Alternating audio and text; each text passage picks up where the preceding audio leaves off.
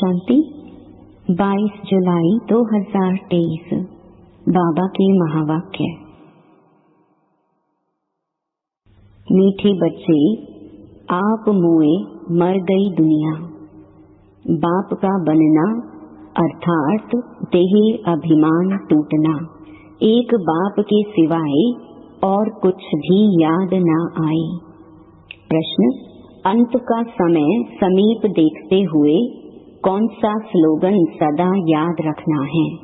उत्तर: किनकी दबी रहेगी धूल में, किनकी राजा खाए। यह स्लोगन सदा याद रखो, क्योंकि अभी दुख के पहाड़ गिरने हैं, सबका मौत होना है। तुम बच्चे तो अभी बाप पर पूरा बलि चढ़ते हो, तुम्हारा सब कुछ सफल हो रहा है। तुम एक जन्म बलि चढ़ते, बाप 21 जन्मों के लिए बलिहार जाता है। 21 जन्म तुम्हें लौकिक माँ बाप के वर्षे की दरकार नहीं। द्वापर से फिर जैसा कर्म वैसा फल मिलता है। गीत: मैं एक नन्हा सा बच्चा हूँ। ओम शांति। यह तो मनुष्य मात्र जानते हैं कि ऊंच ते ऊंच भगवान है। भगवान को हमेशा परमपिता परमात्मा कहते हैं और उनका ऊंचा नाम भी है, ऊंचा ठाव भी है। सबसे ऊंच मूल वतन में रहते हैं। अब जबकि गॉड फादर कहते हैं तो जरूर बच्चे ही ठहरे। ऐसे तो नहीं कह सकते हम फादर हैं। सर्वव्यापी कहने से तो सब फादर हो जाते। उनको तो हमेशा परे ते परे परम धाम में रहने वाला परम पिता परमात्मा कहा जाता है। ऊंच ते ऊंच भगवत, इसीलिए सब भक्त उनको याद करते हैं। कहते भी हैं भगवान को ही भक्तों को भक्ति का फल देने यहाँ आना पड़ेगा। वह बाप है स्वर्ग का रचयिता। क्रिएटर जरूर नई दुनिया ही रचेंगे, तो वह आएगा कहाँ? क्या पतित दुनिया में व पावन दुनिया में? देखो, यह बात अच्छी रीति धारण करने की है। तुम कोई छोटे नहीं हो, शरीर के ऑर्गन्स तो बड़े हैं ना। तुम जानते हो सभी बाप को याद करते हैं, समझते हैं यहाँ दुख है। हमको ऐसी जगह ले चलो जहाँ शांति सुख हो। ड्रामा अनुसार बाप को आना ही है, बनी बनाई बन रही, इसमें कोई फर्क नहीं हो सकता। वर्ल्ड की हिस्ट्री ज्योग्राफी चक्कर लगाती रहती है। 4 युग फिरते रहते हैं। कलयुग के बाद होता है संगम युग। कलयुग और सतयुग के बीच का यह है कल्याणकारी धर्माऊ युग। यह है पुरुषोत्तम युग अर्थात उत्तम ते उत्तम मर्यादा पुरुषोत्तम बनने का युग। इस युग जैसा उत्तम युग कोई होता नहीं। सतयुग त्रेता का संगम युग कोई ऊंच नहीं है। उसमें तो 2 कला सुख की कम होती हैं। इस संगम युग की ही महिमा है। तुम जानते हो बाप तो है ऊंच ते ऊंच, ऐसे नहीं कि सर्वव्यापी है। बच्चे कितनी भूल करते हैं, परंतु भूल भी ड्रामा अनुसार होनी ही है। मैं फिर आकर अभूल बनाता हूँ। बाप कहते हैं मुझे तुम ऊंच ते ऊंच भगवत कहते हो, मैं फिर तुम बच्चों को अपने से भी ऊंच बनाता हूँ। तब तो भक्त याद करते हैं, लेकिन सर्वव्यापी कहने से मिट्टी में मिला दिया है, तो खुद भी ऐसे कंगाल दुखी हो गए हैं। भारत सुख धाम था, अब दुख धाम है। अब बाप कहते हैं मैं तुमको अपने से भी ऊंच बनाता हूँ। मैं तो परम धाम ब्रह्मांड में रहता हूँ, तुम भी वहाँ रहते हो, फिर यहाँ आते हो पार्ट बजाने। जानते हो ब्राह्मण है ऊंच ते ऊंच चोटी, तो ऊंचे ते ऊंच शिव बाबा की क्या निशानी रखेंगे? वह तो एक स्टार है। जैसे आत्मा वैसे परमात्मा, चमकता है भ्रकुटी के बीच में अजब सितारा। आत्मा का रूप है ही स्टार, यह बना बनाया ड्रामा है। इसमें सभी आत्माएं ब्रह्मांड निराकारी झाड़ में रहती हैं, जिसको निर्वाण धाम कहा जाता है। आत्माएं निराकारी दुनिया स्वीट होम से आती हैं। अभी तो दुख धाम है, कितने पार्टीशन हैं। सतयुग में कोई पार्टीशन नहीं था। भारत ही ऊंच खंड था। बाबा को सत्य माना ट्रुथ कहा जाता है। बाबा कहते हैं, मैं सचखंड स्थापन करने आता हूँ, तो जरूर नई दुनिया स्थापन कर पुरानी दुनिया को मिटाना पड़ेगा। अभी दुख के तो पहाड़ गिरने वाले हैं, किनकी ददी रहेगी धूल में। वह भी समझते हैं कि हम जो बॉम्ब्स बनाए आपस में आंख दिखाते हैं, तो आखिर खात्मा तो जरूर होना है। परंतु पता नहीं कौन प्रेरक है जो ऐसी चीज बनवा रहे हैं। गीता में भी है कि पेट से मूसल निकले। यह है सारी बुद्धि की बातें। बॉम्ब्स निकालते हैं अपने नेशन का विनाश करने। यादव कौरव पांडव 3 सेनाएं है ना। यादव कौरव लड़कर खत्म हुए, बाकी कौरव पांडवों की कोई लड़ाई नहीं होती। तुम्हारी कोई से युद्ध नहीं। तुम हो योग बल वाले राज ऋषि, सन्यासी हैं हठ योग ऋषि। वह शंकराचार्य, वह शिवाचार्य, श्री कृष्ण आचार्य नहीं कहेंगे। वह अब नॉलेज ले रहा है फिर से सो श्री कृष्ण बनने के लिए। यह राजधानी स्थापन हो रही है। तुम पतित कांटों से दैवी फूल बन रहे हो। गीत में भी सुना, आओ अजामिल जैसे पापियों का उद्धार करो। गाया भी जाता है, पतित पावन वही सतगुरु है जो तुमको नर से नारायण, राजाओं का राजा बनाते हैं। यह है एम ऑब्जेक्ट। यह पाठशाला है ना। इसमें हम नर से नारायण, नारी से लक्ष्मी बनते हैं। इसमें अंधश्रद्धा की बात नहीं। स्कूलों में एम ऑब्जेक्ट होती है ना। तुम बाप के पास आए हो बेहद का वर्षा लेने। वहाँ का वर्षा यहाँ लेना होता है। वह है ही सुख धाम, यह है दुख धाम। गीत में सुना, मैं छोटा सा बच्चा हूँ। तुम बच्चे हो ना। कोई 25 वर्ष का, कोई 20 वर्ष का।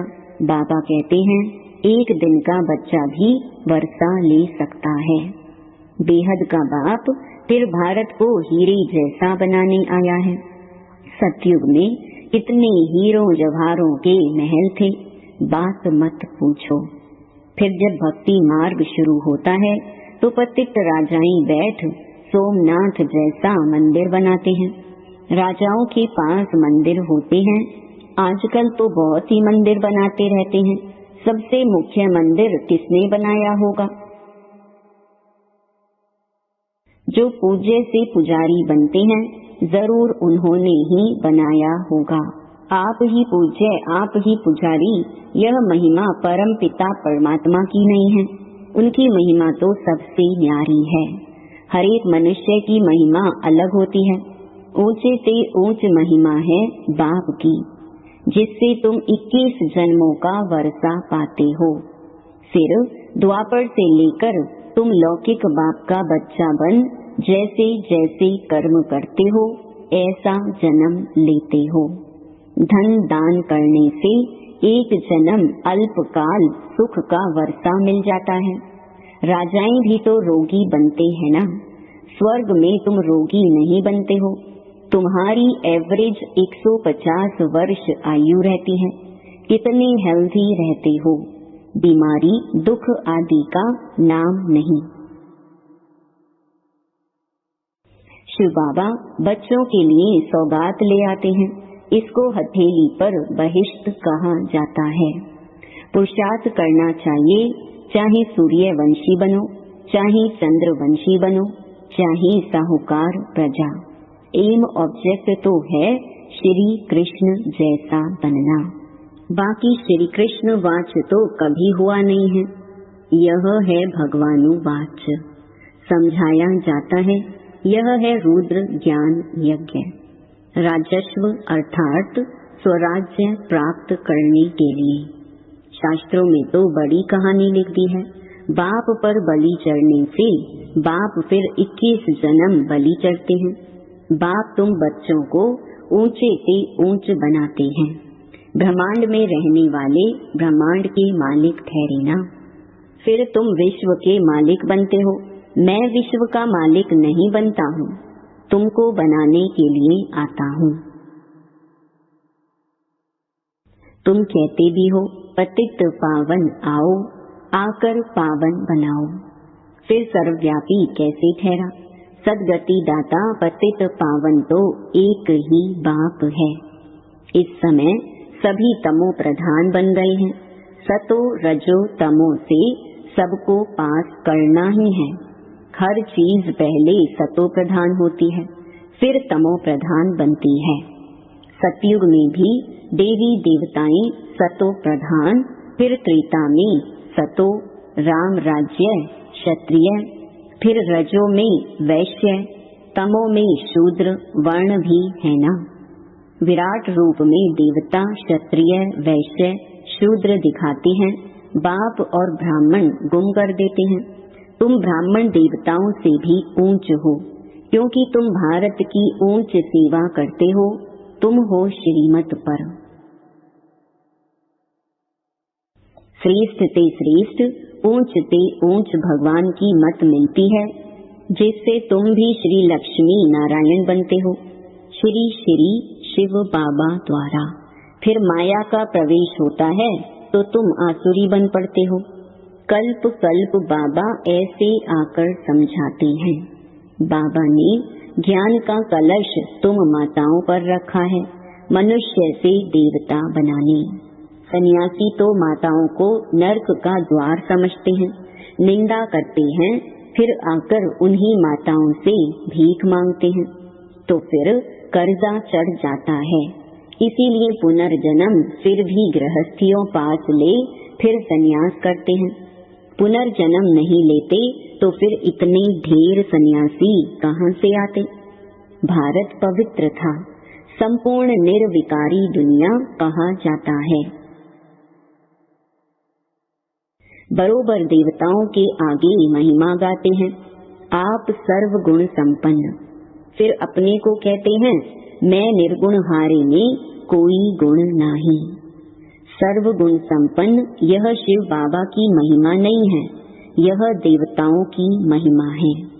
परंतु पूरा ज्ञान न होने कारण राम सीता के आगे भी यह महिमा कर देते।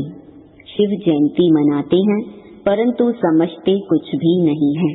तो बाप कहते हैं तुम्हारा अब ज्ञान का तीसरा नेत्र खुलता है। देवताओं को तीसरा नेत्र होता नहीं। चित्रों में देवताओं को दिखाते हैं परंतु वास्तव में है तुम्हारा। परंतु तीसरा नेत्र खुला फिर बंद भी हो जाता है। आश्चर्यवत सुनंती पशंती, औरों को सुनावंती, फिर भी भागंती हो जाते हैं। बहुत अच्छे अच्छे बच्चे माया से हारते हैं। बाप युद्ध कराते हैं 5 विकारों पर जीत पहनाने लिए। बाकी और युद्ध तो है नहीं। तुम अभी हो ब्रह्मावंशी, फिर देवता बनेंगे। अभी शूद्र से ब्राह्मण वर्ण में आए हो। इस समय सृष्टि का चक्र पूरा बुद्धि में है, नाटक पूरा होता है, बाप ले चलने लिए आए हैं। माया ने सबको पतित बनाया है। अब बाप कहते हैं योग अग्नि से तुम विकर्मा जीत बनो। इसमें मेहनत है और कुछ करना नहीं है। बाप को याद करना है, बाबा हम आपके थे, आपने हमको फिर सतयुग में भेजा, पुनर्जन्म सतयुग में लेते रहे, फिर त्रेता में आए तो पुनर्जन्म त्रेता में लिए। इसको भी बाप कहते हैं तुम अपने जन्मों को नहीं जानते हो। हम बताते हैं। मनुष्य 84 जन्म कैसे लेते हैं? 84 लाख की तो बात ही नहीं हो सकती। कल्प की आयु ही 5000 वर्ष है। इन शास्त्रों ने तुम्हें घोर नींद में सुला दिया था। अब बाप ने तुमको जगाया है। तुम जागकर बाप से वर्षा ले रहे हो। तुम छोटे बच्चे हो, कोई 3 मास का, कोई 4 मास का। तुम ईश्वर के बनते हो तो फिर आप मुए मर गई दुनिया। बाबा का बनते हो तो देह अभिमान टूट जाता है। बाप कहते हैं शरीर में रहते हुए, गृहस्थ व्यवहार में रहते हुए कमल फूल समान रहना है। सतयुग में तुम पवित्र संबंध में थे, अब अपवित्र गृहस्थ धर्म वाले बने हो। तुम देवी देवता धर्म वाले ही 84 जन्म लेते हो। भक्ति भी तुम शुरू करते हो।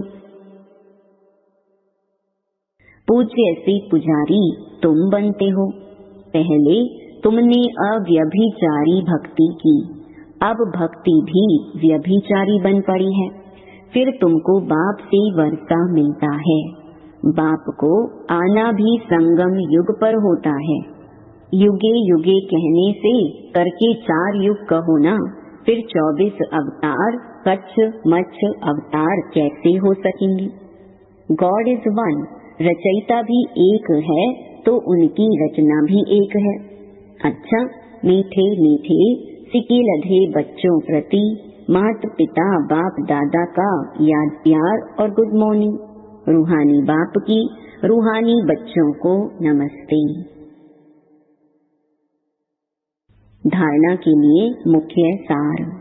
पहला, स्वराज्य के लिए बाप पर बलि चढ़ना है। एम ऑब्जेक्ट सदा सामने रखनी है। पुरुषार्थ कर सूर्यवंशी बनना है। दूसरा, बाप से जो ज्ञान का तीसरा नेत्र मिला है वह सदा खुला रहे, माया की प्रवेशता ना हो जाए, इसका पूरा ध्यान रखना है। योग अग्नि से विकर्माजीत बनना है। वरदान, सर्व संबंधों से बाप को अपना बनाकर एक रस रहने वाले नष्टो मोहा स्मृति स्वरूप भवा। नष्टो मोहा स्मृति स्वरूप बनने के लिए सर्व संबंधों से बाप को अपना बनाओ। किसी भी दैहिक संबंध में बुद्धि का लगाव ना हो। अगर कहीं भी लगाव होगा तो बुद्धि भटकेगी। बैठेंगे बाप को याद करने और याद वही आएगा जिसमें मोह होगा। किसका मोह पैसे में होता है, किसका देवर में, किसका किसी संबंध में। जहाँ भी होगा वहाँ बुद्धि जाएगी। अगर बार बार बुद्धि जाती है तो एक रस नहीं रह सकती। स्लोगन, प्रकृति को दासी बना दो तो उदासी दूर भाग जाएगी। ओम शांति।